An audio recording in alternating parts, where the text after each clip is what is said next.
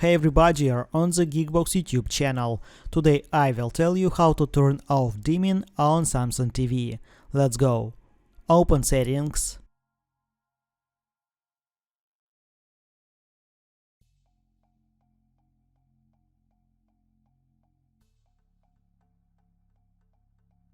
Picture Mode. Select Standard or Natural.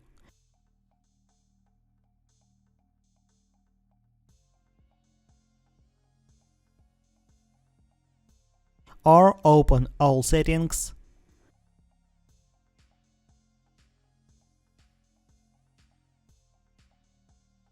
Picture. Picture Mode. Select Standard or Natural.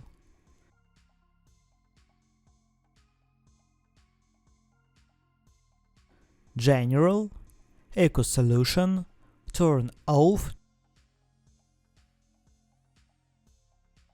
Turn off, turn off.